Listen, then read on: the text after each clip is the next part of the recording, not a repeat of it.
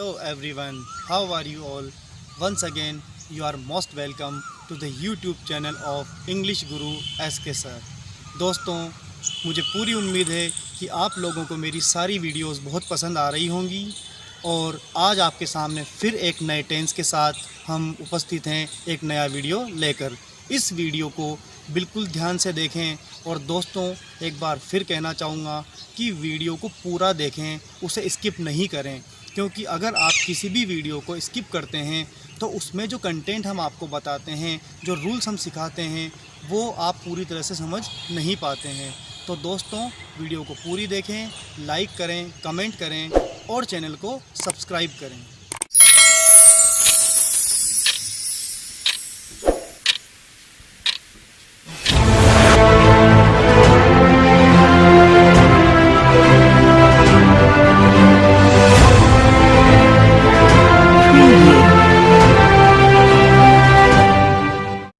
तो फ्रेंड्स, आज जो टेंस हम स्टडी करने जा रहे हैं वो है present continuous tense.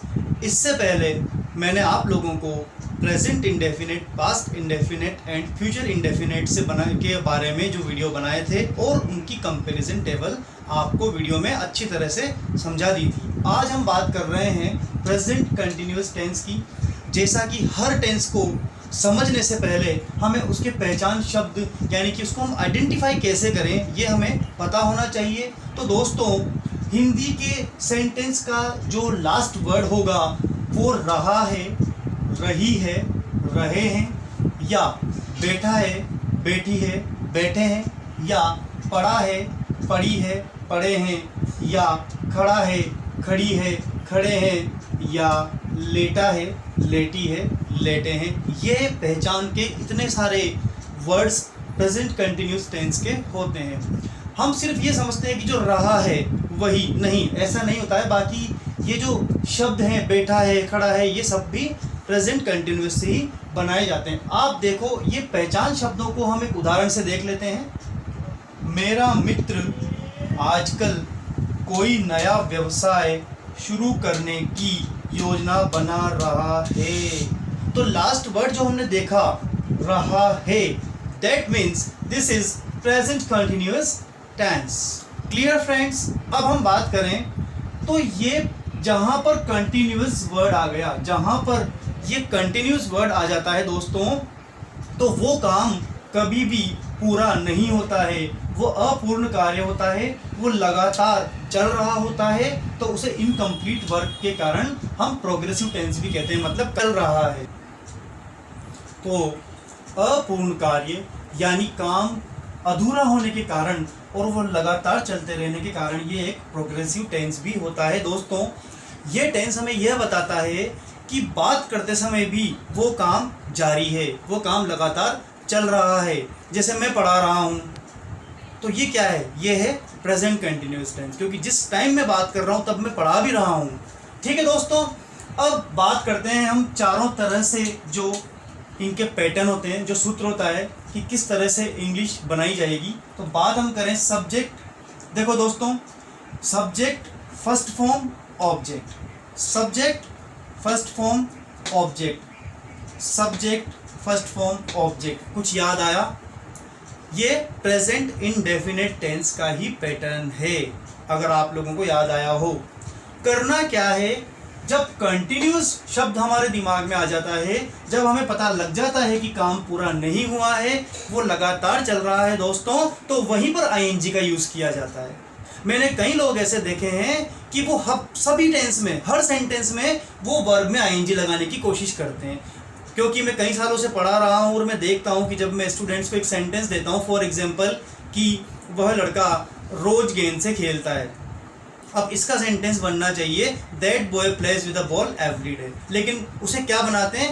That boy is playing with a ball. तो वो गलत है। आईएनजी का यूज दोस्तों तभी होगा मेन वर्ब के साथ जब कंटिन्यूअस टेंस होगा। ठीक है? तो यहाँ सब्जेक्ट, हाँ, दूसरी बात, यहाँ पर इज, एम और आर हेल्पिंग वर्ब के रूप में काम में ली जाएंगी। तो पैटर्न जो बनेगा दोस्तों, बनेगा subject plus is, am, are plus first form plus I N G plus object. Clear? अब सबको पता है कि नेगेटिव तब बनता है जब हम थर्ड नंबर पर नोट का यूज करते हैं। Subject is MR, not first form ING and object. It's very simple. अब बात हम करें इंटरोगेटिव की, तो everybody knows very well that helping verbs are used at the first of the sentence if we want to make an interrogative sentence. So is, am and are ये हम सबसे पहले लिख देंगे। then subject first form ING and object. So दोस्तों आप देखेंगे कि ये ING आया है कंटिन्यूस की वजह से, वरना तो सब्जेक्ट फर्स्ट फॉर्म ऑब्जेक्ट वही एक। आपको सिर्फ एक पैटर्न अच्छे से समझना होता है, बाकी सारे पैटर्न अपने आप बनते हैं। अब हम इंट्रोगेटिव नेगेटिव की तरफ चलें तो इज MR सबसे पहले आ जाएंगे, सब्जेक्ट और नेगेटिव की वजह से नोट यूज किया जाएगा, then first form, then ING, then object. Clear? अब बात करें, बहुत इजी चीज है दोस्तों, सिंगुलर सब्जेक्ट होने पर हम इज लगाएंगे, जैसे कि he, she, it, them.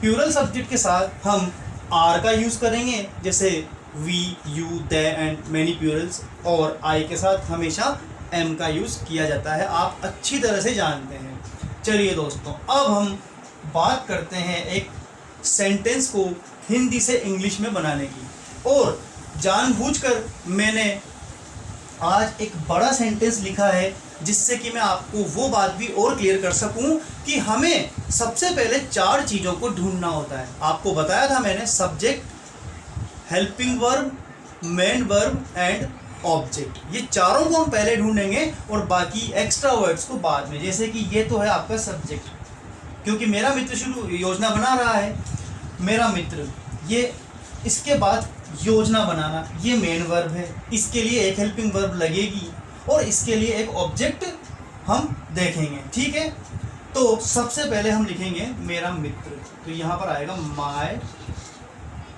Friend. ठीक है दोस्तों, माय फ्रेंड, ये आपका सब्जेक्ट हो गया है। ठीक है, अब हमने पहचान की कि लास्ट का वर्ड है रहा है। रहा है मीन्स कंटिन्यूअस, और कंटिन्यूअस है तो हम क्या करेंगे, इज, एम और आर में से सिंगुलर सब्जेक्ट होने पर इज लगाएंगे, माय फ्रेंड इज। ठीक है, अब सीधा सीधा लास्ट वर्ड पे आओ, मेरा मित्र, रहा के लिए इज आ गया, योजना बनाना, ये आपकी मेन वर्ब है। तो मेरा मित्र योजना बना रहा है, किस चीज की, माय फ्रेंड इज प्लानिंग, ये आपकी होगी योजना बना रहा है, माय फ्रेंड इज प्लानिंग, किस चीज की, शुरू करने की, टू स्टार्ट, टू के साथ। ध्यान रखना दोस्तों, जब एक ही सेंटेंस में दो मेन वर्ब आ जाए, जैसे योजना बनाना प्लान और शुरू करना स्टार्ट या इनिशिएट, तो हमेशा टू को बीच में लगाकर और दूसरी वर्ब को लिखेंगे, ऐसे टू इन्फिनिट बनाया जाएगा, my friend is planning to start. अब आप देखो दोस्तों, हम वही काम कर रहे हैं जो मैंने आपको पहले बताया था, सबसे पहले सब्जेक्ट के लिखेंगे और हमेशा हम रिवर्स बढ़ते जाएंगे उधर से। ठीक है दोस्तों, रहा है, योजना, प्लानिंग, शुरू करने की, टू स्टार्ट। अब सिर्फ हमारा क्या बचा, ऑब्जेक्ट, कोई नया व्यवसाय, ये है हमारा object. My friend is planning to start some new business. ठीक है, और अब बचा हमारा आजकल। आजकल को इंग्लिश में बोलते हैं नाउ अ डेज। तो देखो, आप लोगों ने समझा होगा, देखा होगा कि इतना आसान होता है बड़े से बड़ा सेंटेंस हिंदी से इंग्लिश में ट्रांसलेट करना। It's very easy. अगर आपको ये ट्रिक समझ में आ गई तो आप बड़े से बड़ा सेंटेंस आसानी से ट्रांसलेट कर सकते हैं। अब दोस्तों, हमने सिर्फ अफर्मेटिव बनाया है और मैं पूरी उम्मीद करता हूं, मुझे पूरा विश्वास है दोस्तों कि आप लोग अब इससे अफर्मेटिव से negative interrogative and interrogative negative बनाना सीख गए होंगे, आई एम श्योर। तो इसके तीनों आप बनाएंगे और हम कुछ और सेंटेंस की प्रैक्टिस करेंगे और कुछ सेंटेंस आपको प्रैक्टिस के लिए और देंगे। अब आपके सामने मैंने 4 सेंटेंसेस लिखे हुए हैं और हम एक एक करके इन्हें इंग्लिश में ट्रांसलेट करेंगे। आइए, वे इन दिनों एक कंपनी में कार्य कर रहे हैं। सबसे पहले हमें दो तरह से सेंटेंस को पहचानना है दोस्तों। पहला, रहे हैं मीन्स प्रेजेंट कंटिन्यूअस। दूसरा तरीका, इसमें कोई क्वेश्चन नहीं है, कोई नेगेटिव ऐसा कोई वर्ड नहीं है, दैट मीन्स ये अफर्मेटिव है। तो हम इसे अफर्मेटिव के पैटर्न से बनाएंगे। सबसे पहले हम लिखेंगे सब्जेक्ट दे, ठीक है। दे के लिए लगेगा आर, क्योंकि प्लूरल है। दे आर, ये पूरी अपनी क्या है, मेन वर्क, काम करना। तो दे आर वर्क, और वर्क में लगाएंगे हम आईएनजी, तो बनेगा दे आर वर्किंग। ये हो गया है कि वे इन दिनों कार्य कर रहे हैं। ये एक सेंटेंस हो चुका है। अब बाकी बची हुई चीजें, they are working in a company, they are working in a company, okay. इन दिनों, तो इन दिनों का मतलब भी वही होता है आजकल, नाउअडेज या दीज डेज। तो यहां लिख देंगे हम दीज डेज, ठीक है दोस्तों। अब बात करें हम, वह इतना जोर से क्यों रो रहा है। पहली पहचान रहा है, दैट मीन्स प्रेजेंट कंटिन्यूअस। दूसरा, क्यों वर्ड इसमें आ गया, हमें नजर आ रहा है क्यों, मीन्स ये इंट्रोगेटिव है, वो भी WH वर्ड के साथ। तो सबसे पहले WH वर्ड को ही लिखेंगे, यानी कि वाई, और वाई के साथ लगाएंगे हेल्पिंग वर्ब सिंगुलर सब्जेक्ट के कारण इज, और फिर लिखेंगे सब्जेक्ट। थोड़ी सी प्रॉब्लम मैं जानता हूँ इन वालों में आती है, लेकिन एक बार दिमाग को स्थिर करके सोचेंगे शांति से तो बहुत इजी है। सिर्फ इंट्रोगेटिव में ही हमने ये लगाया है, वाई इज ही, ठीक है। रो रहा है, crying, why is he crying, और इतना जोर से, सो लाउडली, ये लो, why is he crying so loudly. अब बात करें, क्या तुम्हारा भाई अभी तक टीवी देख रहा है, ठीक है दोस्तों। पहली पहचान रहा है, और दूसरी आइडेंटिफिकेशन स्टार्टिंग में आ रहा है क्या। तो जब सेंटेंस के पहले क्या वर्ड आता है तो वहां वॉट कभी नहीं लगाते हैं दोस्तों, ध्यान रखना इस बात को। जब सेंटेंस के स्टार्टिंग में आता है क्या तो कभी भी वॉट नहीं लिखते हैं। अगर सेंटेंस के बीच में कहीं पर भी आता है क्या तो वॉट लिखते हैं। अभी मैं आपको बताऊंगा इन दोनों सेंटेंस को कंपेयर करके। देखो आप, यहाँ क्या स्टार्टिंग में है, यहाँ क्या बीच में कहीं पर भी है, ठीक है। अब पहले बात हम इसकी करें, तुम्हारा भाई अभी तक भी टीवी देख रहा है, तो ये सिंपल सेंटेंस होता, ठीक है। लेकिन क्या आने से वो इज पहले आ जाएगा, इज योर ब्रदर, ये लो सब, इज योर ब्रदर। क्या तुम्हारा भाई अभी तक भी टीवी देख रहा है। अब लास्ट में आते हैं टीवी देखना, वॉचिंग, इज योर ब्रदर। एक मिनट दोस्तों, हाँ इसमें एक वर्ड आया है अभी तक, इसको इंग्लिश में क्या कहते हैं, इसे कहते हैं स्टिल, और ये मेन वर्ब से पहले काम में लिया जाएगा। Is your brother still watching TV. बस हमें कई जगहों पर ये ध्यान देना होता है, क्योंकि ये सब एडवर्ब्स होती हैं, तो इन्हें हम वर्ब से पहले या जरूरत पड़ने पर कभी कभी बाद में लिखते हैं। इन जनरल ये पहले लिखी जाती हैं। तो is your brother still watching TV. ये एडवर्ब से रिलेटेड जो भी आपकी प्रॉब्लम्स होंगी दोस्तों, तो इसके लिए एक अलग से वीडियो बनाया जाएगा जिसमें पूरे पार्ट्स ऑफ स्पीच बताए जाएंगे। लेकिन दोस्तों उसके लिए आप लोगों को चैनल को सब्सक्राइब करना होगा, सब्सक्राइबर्स बढ़ाने होंगे, ताकि मेरे में जो है वो उत्साह बढ़े इस चीज़ के लिए, और मैं नए नए वीडियो आपके लिए बना सकूं, ग्रामर के बेस्ट से बेस्ट वीडियोस मैं आपके लिए बना सकूं। अब आते हैं दोस्तों इस पर, वह अजनबी हमारे बगीचे में क्या कर रहा है। देखिए दोस्तों ये क्या वर्ड, क्योंकि अब सेंटेंस के कहीं बीच में आया है तो हम शुरू करेंगे व्हाट से। हेल्पिंग वर्ब तो हमेशा सब्जेक्ट से पहले आएगी, क्योंकि क्वेश्चन है।